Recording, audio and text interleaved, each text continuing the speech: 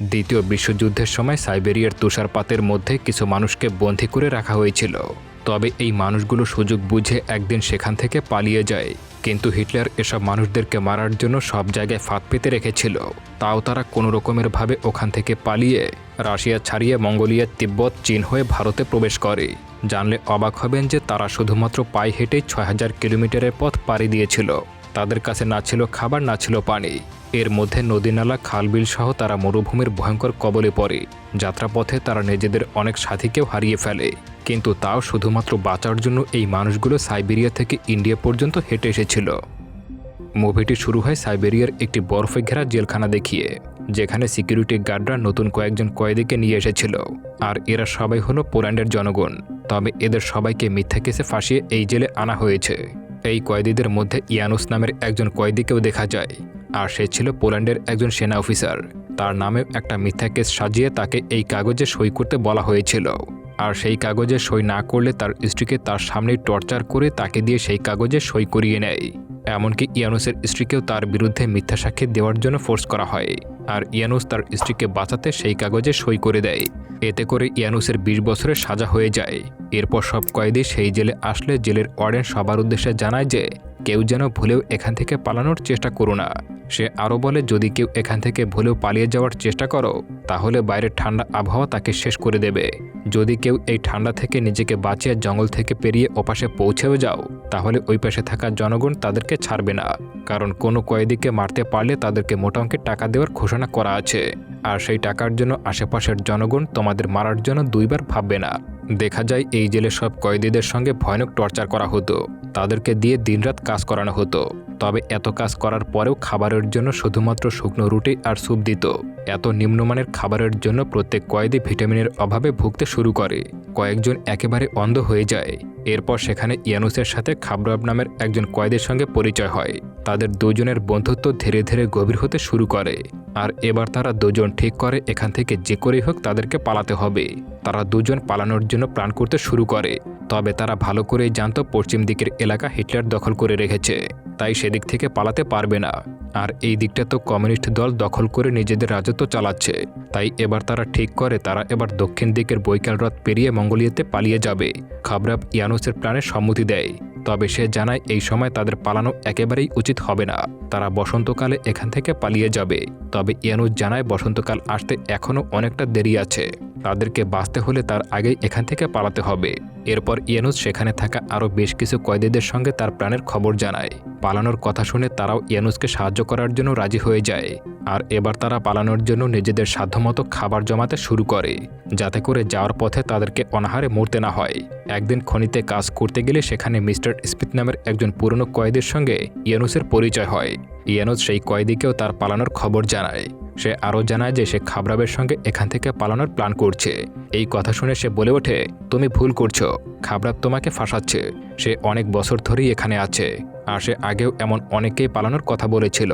এমনকি সে তো আমার সাথে পালানোর কথা বলেছিল। তবে সে কখনোই পালাবে না, তার সেই সাহস নেই। সে তো নিজেকে বাঁচিয়ে রাখার জন্য কিছুটা আশা যোগায় এইসব কথা বলে। তার এমন কথাই ইয়ানুস কিছুতেই বিশ্বাস করতে পারছিল না। ইয়ানুসের এমন রিয়াকশন দেখে স্মিথ বলে ওঠে, আমার বলা উচিত ছিল, তাই আমি বলেছি। এখন বিশ্বাস করা বা না করা তোমার ব্যাপার। আর সত্যি তুমি যদি পালানো নিয়ে সিরিয়াস থাকো তাহলে আমি তোমার সঙ্গে থাকব। এই কথা শুনে ইয়ানুস আবারও কিছুটা সাহস পায়। আর সেই রাতে ঝড় শুরু হলে ইয়ানুস খাবরাবকে এসে বলে, এই সময় পালালে সিকিউরিটি আমাদের পায়ের ছাপ দেখতে পাবে না, তাই এখনই পালানো উচিত। তবে খাবরাব জানায় এমনি করে তারা কিভাবে পালাবে।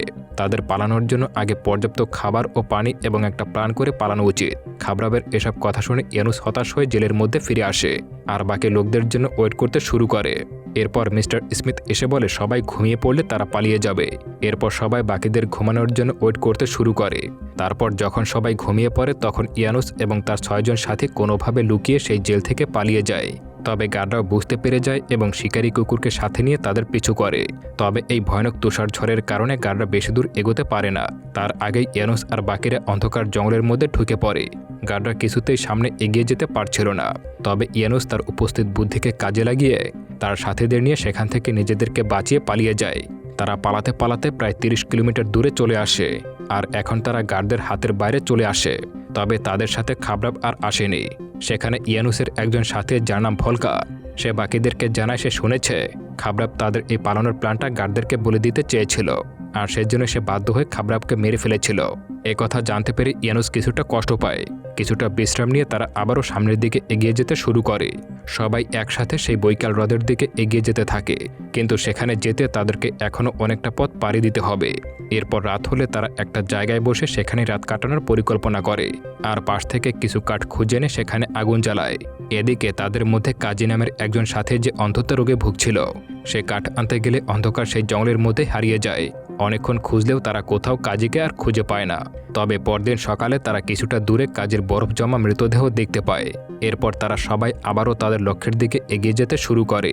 এমনি করে বেশ কিছুদিন পার হয়ে যায়, আর সময়ের সাথে সাথে এখন তাদের খাবারের অভাবও দেখা দিতে শুরু করে। আর এবার প্রাণ বাঁচানোর জন্য পাখির ডিম, গাছের ছাল যে যা পাচ্ছে সেটা খেয়ে কোনোভাবে নিজেদের প্রাণ বাঁচানোর চেষ্টা চালিয়ে যায়। একদিন কিছু নেকড়ে মিলে একটা বন্য পশুকে মেরে খাচ্ছিল। এটা দেখতে পেয়ে ইয়ানুস আর তার সাথীরা লাঠির সাহায্যে সেটাকে ভয় দেখিয়ে সেগুলোকে তাড়িয়ে দেয়। এরপর নিজেরাই সেই কাঁচা মাংস খেতে শুরু করে। ক্ষুধার জ্বালায় তারা এতটাই হিংস্র হয়ে গিয়েছিল যে একেবারে জানোয়ারের মতো ছিঁড়ে খুঁড়ে সেই পশুটাকে খেতে শুরু করে।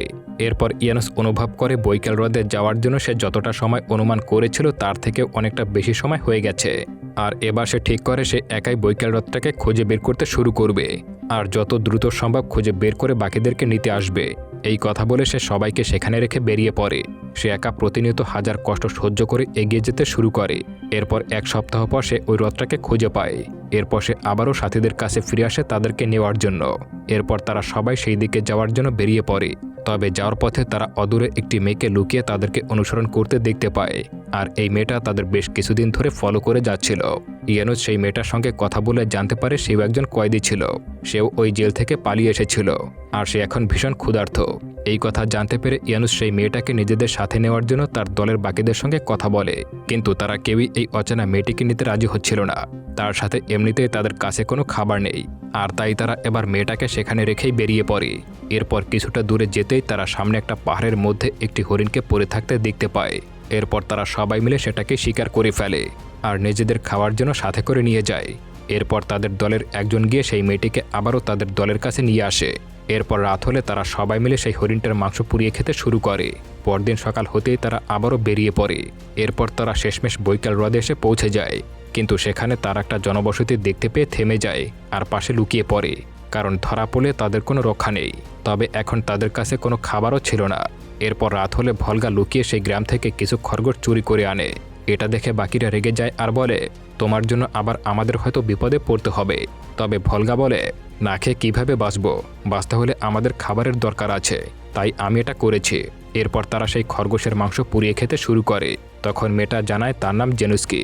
সে তার ফ্যামিলির সঙ্গে মস্কোতে একটা বড় হোটেলে থাকতো। তবে 1937 সালে সেখানকার সরকার তার বাবা মাকে শত্রুদের গুপ্তচর বলে ধরে নিয়ে যায়, আর তার ভাইকে মেরে তাকে একটি অনাথ আশ্রমে দিয়ে আসে। তবে সে কিছু বছর পর সেখান থেকে পালিয়ে যায়। সেই রাতে তারা সবাই মিলে বৈকাল হ্রদ পাড়িয়ে মঙ্গোলিয়া প্রবেশ করে। এরপর তারা সবাই মঙ্গোলিয়ার বর্ডারে এসে পৌঁছে যায়। তবে ভলগা জানায় সে কিছুতেই রাশিয়া ছেড়ে যাবে না। সে ধরা পড়ার কোনো ভয় করে না। এ কথা শুনে সবাই অবাক হয়ে যায়। ইয়ানুস এসে তাকে বিদায় জানিয়ে সামনের দিকে এগোতে শুরু করে। সবাই বেশ আনন্দের সঙ্গে এগিয়ে যাচ্ছিল, কিন্তু ভেতরে গেলে তাদের সব আশা ভেঙে যায়, কারণ সামনে গেলে দেখতে পায় মঙ্গোলিয়াতেও এখন কমিউনিস্ট শাসন চলছে। এর মানে তারা এখানেও আর থাকতে পারবে না। আর এবার এখান থেকে বাঁচার জন্য আবারও তারা সামনের দিকে এগিয়ে যেতে শুরু করে। বেশ কিছুক্ষণ সামনে এগিয়ে গেলে তারা সামনে একটা বৌদ্ধ মন্দির দেখতে পায়। তবে কাছে গিয়ে সাহায্য চাইতে গেলে দেখতে পায় সেখানে ধ্বংসস্তূপ ছাড়া আর কিছুই বেঁচে নেই। কমিউনিস্ট টিম পুরো মন্দিরটাকে ধ্বংস করে দিয়েছে।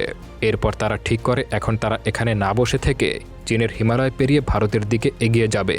তবে এই পথও তাদের জন্য সহজ ছিল না, কারণ সেখান থেকে চীনের দূরত্বই ছিল 600 কিলোমিটার, আর সেখান থেকে আবার ভারতের পথ অনেকটাই বাকি। তবে তারা হার না মেনে সামনের দিকে এগিয়ে যেতে শুরু করে। এমনি করে বেশ কিছুদিন পর তারা একটা মরুভূমির এলাকায় এসে পড়ে। আর এবার 800 থেকে 900 কিলোমিটার পর্যন্ত বিস্তৃত মরুভূমি তাদের যাত্রাকে আরও বেশি দুর্গম করে ফেলে। তবুও তারা সাহস নিয়ে এগিয়ে যেতে শুরু করে, কিন্তু এই প্রচণ্ড রোদের মধ্যে খাবার ও পানি উভয় সংকট দেখা যায়। তাও তারা সবাই হাল ছাড়ে না। এরপর কিছুদিন পর হঠাৎ করে মিস্টার স্মিথ দূর থেকে একটা গাছের অস্তিত্ব দেখতে পায়। তবে ইয়ানুস সেটা মানতে পারছিল না। সে জানায় ওটা হয়তো কোনো মরীচিকা। তবে স্মিথ তার কথা মানতে চায় না এবং সেই দিকে এগিয়ে যেতে শুরু করে আর তার দেখা দেখে বাকিরাও তাকে অনুসরণ করতে শুরু করে। এরপর কাছে গেলে দেখতে পায় সেখানে সত্যি একটি গাছ রয়েছে, এমনকি গাছের শিকড়ের নিচে পানিও রয়েছে। এটা দেখে সবাই বেশ আনন্দে ইচ্ছে করে পানি পান করতে শুরু করে, সেই সাথে কিছুটা পানি নিজেদের সাথেও নিয়ে যায়। এরপর তারা সেই পানি নিয়ে সামনে এগিয়ে যেতে শুরু করে। তবে কিছু দূর যেতেই তাদের এক ভয়ানক মরুর ঝড়ে পড়তে হয় আর প্রাণ বাঁচাতে সবাই পানি ফেলে উল্টো দিকে পালাতে শুরু করে এবং একটা পাথরের ঢালে এসে নিজেদের বাঁচিয়ে নেয়। এরপর বেশ কিছুক্ষণ পর আবার সেই ঝড় থেমে যায়। তবে এই ঝড়ে তাদের সঙ্গে আনা সব পানি নষ্ট হয়ে গেছে আর এখন তাদের খাওয়ার মতো আর কোনো পানি নেই। এরই মধ্যে স্মিথ জানায় তারা কি আবারও আগে যেখান থেকে পানি নিয়ে এসেছিল সেখানে যেতে পারে না। এই কথা শুনে ইয়ানুস জানায় এই বিশাল মরুভূমিতে তারা দিক হারিয়ে ফেলেছে, তাই চাইলেও এখন তারা সেই জলাশয়কে খুঁজে পাবে না। এরপর সবাই সেখানে কিছুটা বিশ্রাম নেওয়ার জন্য শুয়ে পড়ে আর এখন খাবার ও পানির অভাবে সবার অবস্থায় খারাপ হয়ে যায়। এক পর্যায়ে জেনুস্কি পথেই পড়ে যায় এবং দুর্বলতার কারণে সে ওখানেই মারা যায়। এরপর সবাই মিলে জেনুস্কিকে সেই মরুভূমির এলাকাতেই কবর দিয়ে তার শেষ কাজ সম্পন্ন করে।